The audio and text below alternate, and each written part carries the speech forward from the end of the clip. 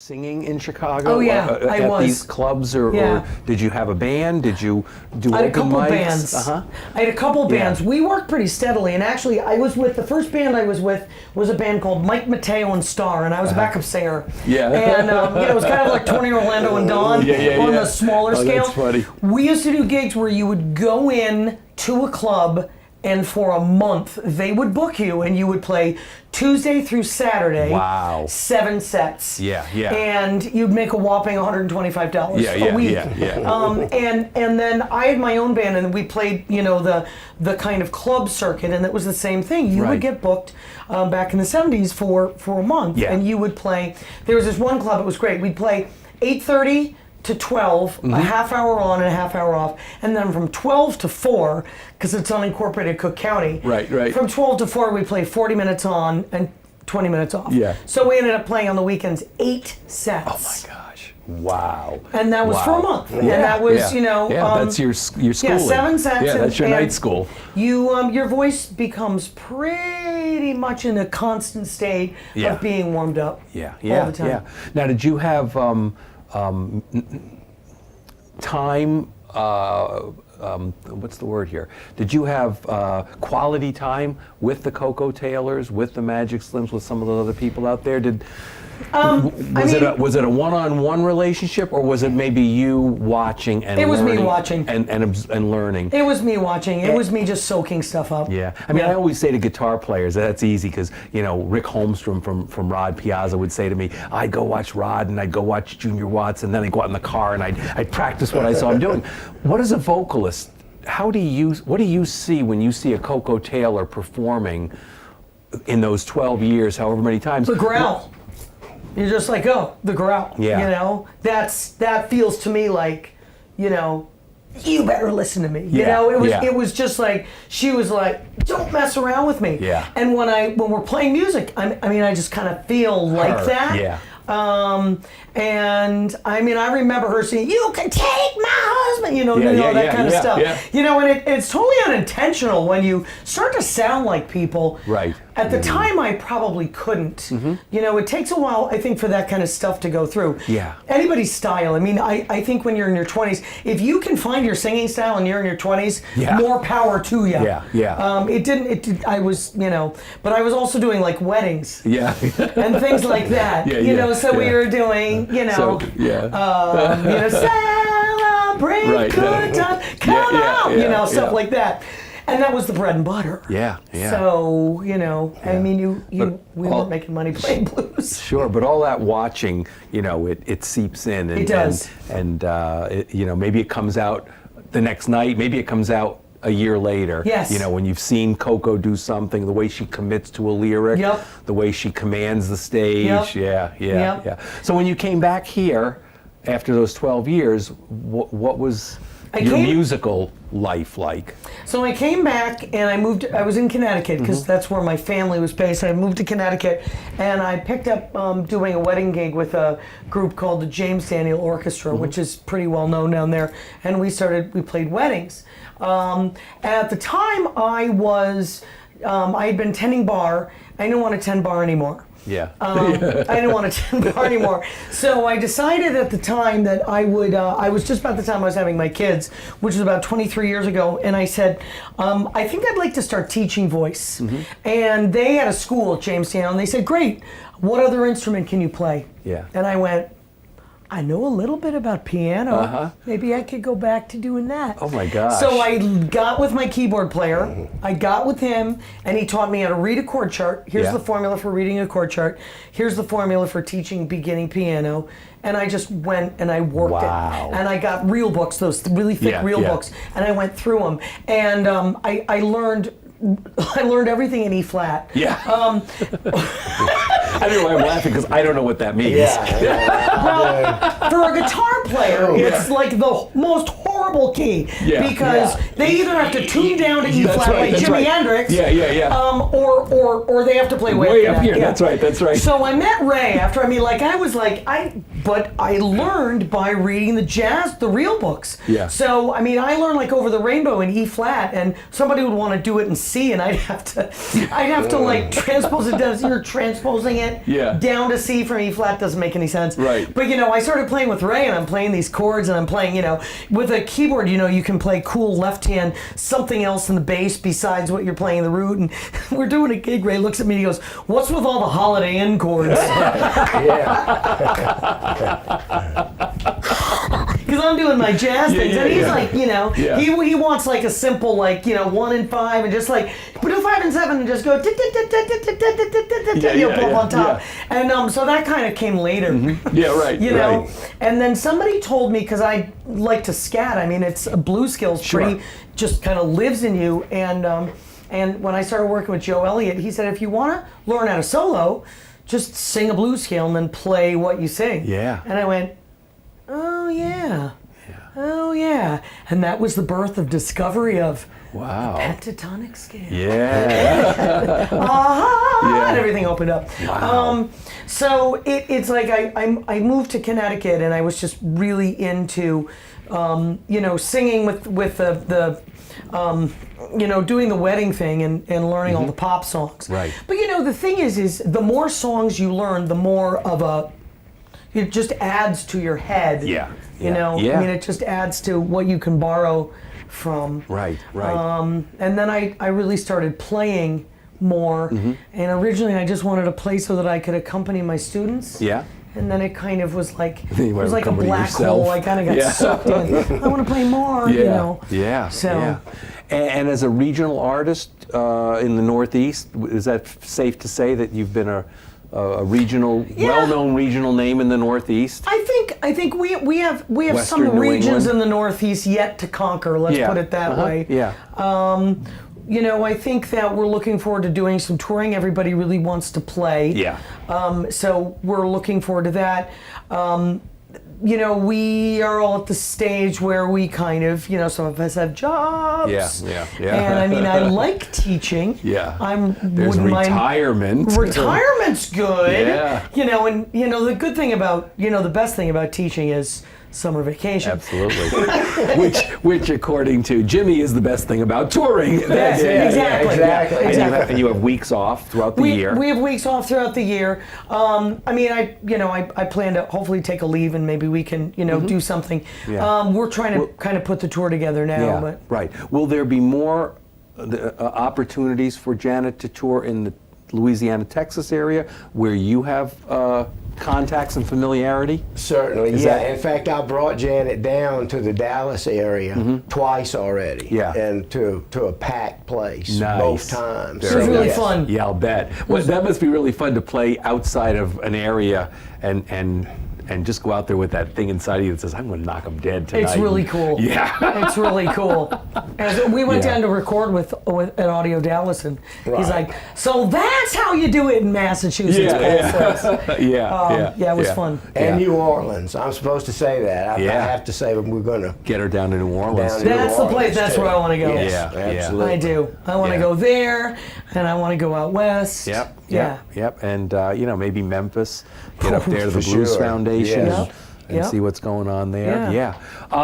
You're playing tonight with a 10-piece band. Is that what I understand? It's something like that. There's a lot of people. There's going to be a lot of people back there. We decided that my bass player has these two incredible kids that know how to play every instrument known to man. They open us for us at Theater's. We're playing Stern Square this I saw. opening for Fat.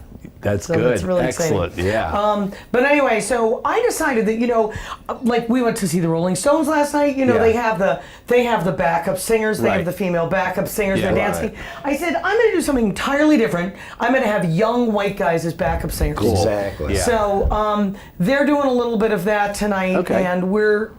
So what's the normal band configuration you play with? You go with horns and. We like to have, on bigger gigs, I'll put two horns on. We like to have one horn.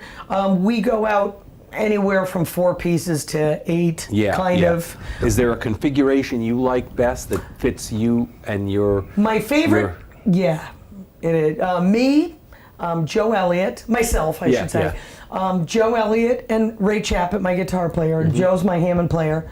And Dennis and Billy and a sax player from Connecticut named Joe Mayo. Okay. Now, you heard him at Theodore's. Yes, we did. Amazing. Yeah, he's unbelievable. Yeah. And does that include you on piano? Yep. How much, are you playing a lot of piano? I play some shows? piano. Yeah. I mean, I play remember some you were piano. Up and down. Yeah. A lot of times it's on some venues I really like to get out and kind of relate, to the crowd. So I mean, I like to play on some of the stuff, but I also don't like to be tied to the instrument. I mean, there's some gigs if we do a scaled down band, I am playing on everything, but I mean, Joe Elliott is, I really don't need to play because he's just fabulous. Yeah. I mean, you're such a theatrical person. I can just see it. You're People sitting say here that we teachers are like that. To have you hide behind a piano is sort of doing a disservice That's exactly to the show. what I told her. Yeah. When we first met, I said, I don't really have any requirements, but right. You behind the piano is just, there's too much energy. You're missing. Yeah. And that's not to say that the piano is this. I mean, Marcia Ball pulls it off. Well, I know. She doesn't. That's kind of her trade. That's right. Yeah. But you're a different kind of singer. You're out there. I am. Although somebody heard the album and said, "Oh, Marcia Ball." Really? Wow, that's nice. Thank you. Because she's like, she would be one of my heroes. Yeah. I met her at the Iron Horse years ago when she was playing there. That's right. So, what advice would you have to the regional acts today on getting to the next level? Just work whenever you can. I mean, it's. Just do. Boy, I always hate it when people go, "What advice do you have?" Because I'm like, I think a lot of people would probably say the same thing, that you just need to just do your music. Yeah. Do what you like doing, and write a bunch of tunes. Yeah. Write as many tunes as you can, and don't edit them. Don't go, "Oh, this tune isn't good, I don't like it," because you never know when somebody's going to go, "Oh, I really like that song." Yeah, that's true. You're the poster girl for you never know. Yeah. You do this album, this documentary 10 years ago, and it's like, you never know. And then these songs that you did, 5 of them at least, Jimmy thought were good enough to redo and update and, with great production value. I was going to say, if I could, if you're talking about advice, and I was going to ask you too. I didn't follow my own advice, so for 37 years, we mainly had artists doing cover tunes, which of course I'm paying the mechanical royalties on, but that's okay. And people are dancing to them. Yeah. But what you really need to do, and this is the thing, you need to write your own tunes. Right. And you need to show the record label that you're not just a singer of cover tunes. Yes. And like I say, I was adamant the other way for a long time. But you really need to write your own tunes. Right. And if you want to be a star, a national artist, for the most part, you need to record those tunes. Yeah. And you say, but nobody's going to know them. Well, the only way you're going to get to know them is just keep doing it and keep doing it and keep playing. That's right. That's right. So that's funny because Mike Zito, when he was here 2 weeks ago, maybe it was a week ago, that's exactly what we talked about in here, was the importance of, I said, Mike, I look at all your records, and he said, yeah, they're all my own songs. I just knew that that's how I had to do it. And some of the songs that he recorded for that, for Randy Chorkoff out at Delta Groove were songs that he had done in 1998, 99, 2000, and then he redoes them 6-8 years later. And like he said, I sent hundreds of CDs with my own stuff out to these record labels, Alligator, Blind Pig, everybody. So, good advice. It's easier, and I realize sometimes, to do the cover tunes. You can let me say this, you can probably get a lot more $200 gigs right now, right? But to get to $20,000 gigs later on, Yeah. you really do need to write and Right. record your own. Right. And as a record label, I don't know. I'm going to be scratching the surface here of what I know. As a record label owner, if they're doing cover songs, obviously you're paying royalties on them. Correct. And then aren't you paying royalties every time they perform them someplace? Right. So it's a lot easier bookkeeping. Yes. And for the artist, you're giving money away.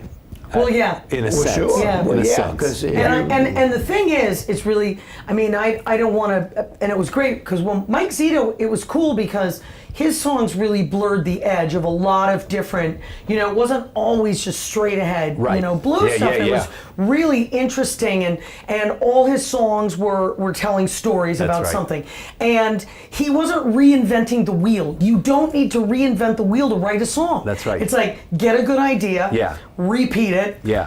make a conclusion. Right. You can't. That's right. You can't copyright chord changes. No. So, you know, to get started songwriting, just steal from people. I Yeah. mean, I don't even say, you know, borrowing. It's like, when I was songwriting with Amanda. And she wanted to get going, Yeah. and she wanted to get songwriting. I said, well, what artist do you like? She named an artist, and I said, well, I know that they like to do a certain way. You know, they'll play a 1 chord, and then the 5 chord goes to a minor instead, and it's a cool sound. So I played it for her, and she's like, oh yeah, Yeah. you know what I mean? Yeah. And it's like, Now fit some words in. now, fit some words in. Now fit some words in, yeah. Stream of consciousness. That's Just right. start talking. Just That's start right. saying. Don't edit. No That's editing. right, yeah. So you Yeah. know.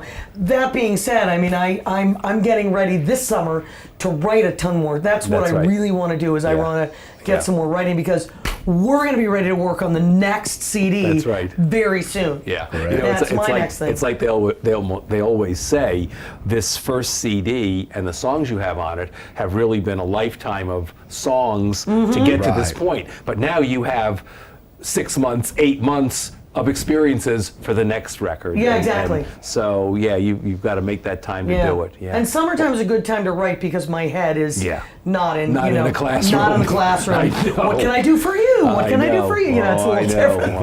I know. I used to love Saturday and Sunday mornings. I get up at 6 o'clock. I still do, and that's when I do my writing, and that's when I do my thinking, because I'm not being bothered by the rest of the world. You know? And Yeah. Well, thank you very much. Thank you. Jimmy Rogars from CSP Records. We appreciate it all. And Enjoyed it. Yeah. Janet Ryan, and Yeah. they are here tonight, going to be performing on Don Odell's Legends, songs from her brand new album that is really, as she said, topping charts she didn't know existed. The album is called Mama Soul, and I hope you enjoy it. Thank you.